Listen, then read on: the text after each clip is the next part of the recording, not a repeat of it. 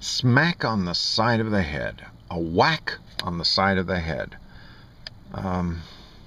Robert Olmsfeld, something like that. Edward de Bono.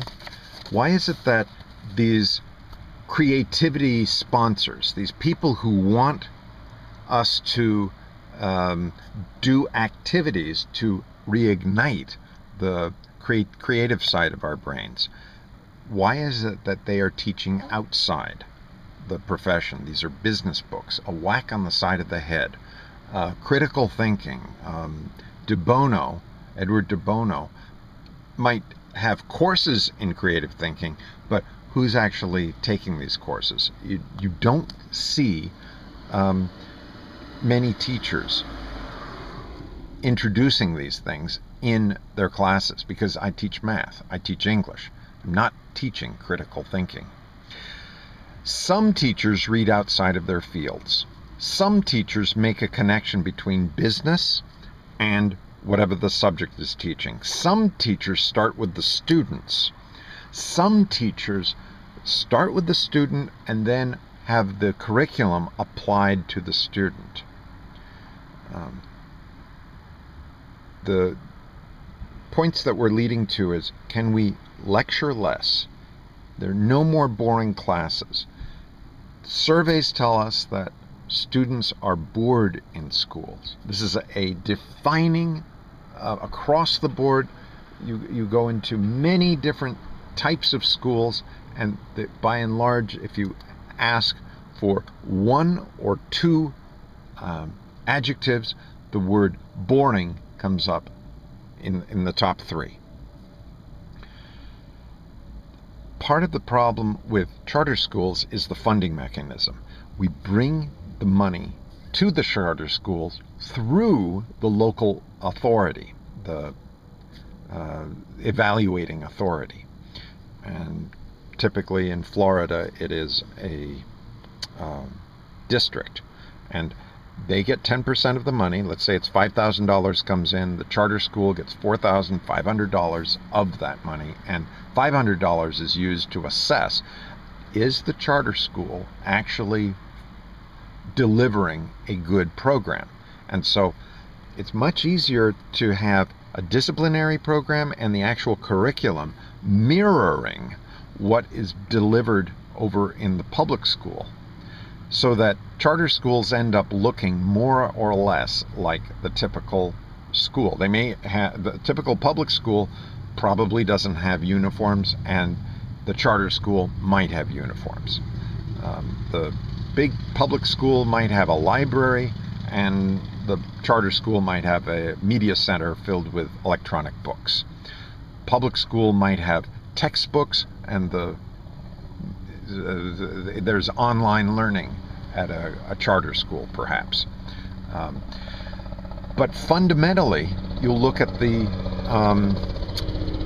disciplinary matrix, a word that I had never heard except in public schools, and you'll hear the word disciplinary matrix inside a charter school.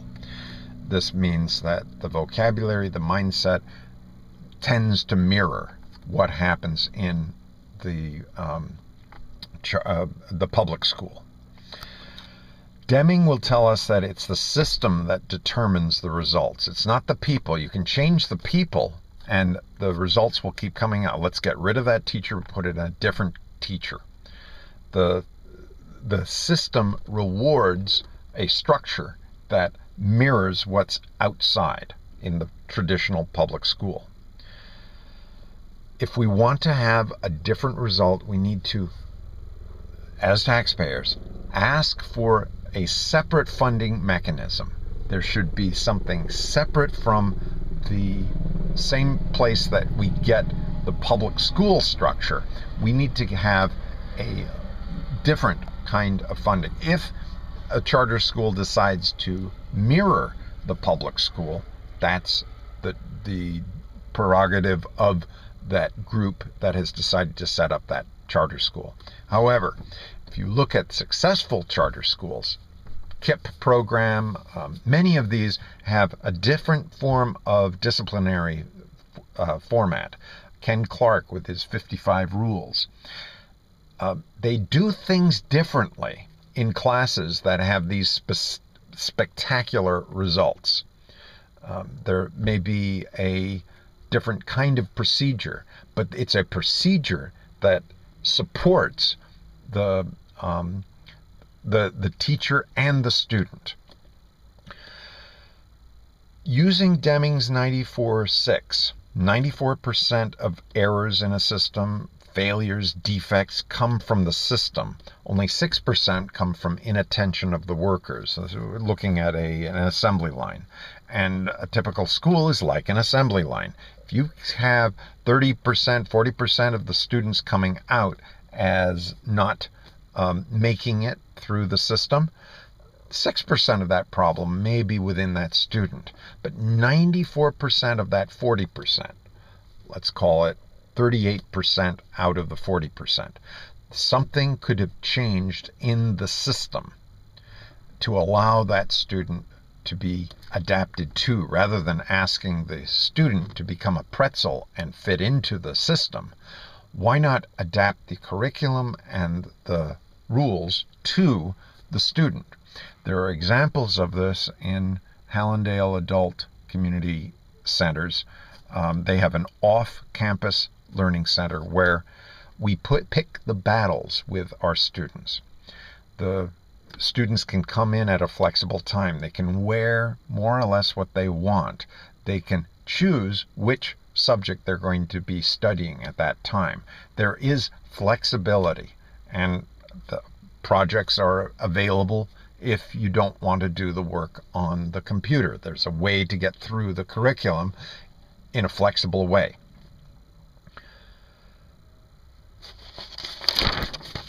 The great talking point that we have to see is that many of the suggestions that come from the book, Guide on the Side, were generated in part by my frustrations that I'm so appreciative for. The structures that I was working within had standardized procedures, and I found them restrictive. They were homogeneous, and I wanted to diversify. And it was only through my discussions with Jeff Hutt, Mario Llorente, Matt Blazik, Tony Lloyd, Dennis Uzanis, and visiting schools like Thomas Hur's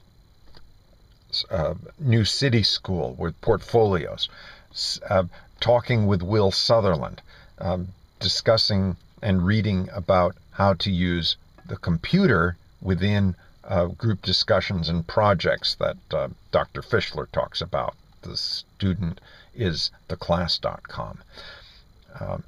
Hearing about the schools profiled in Thomas Toch's book.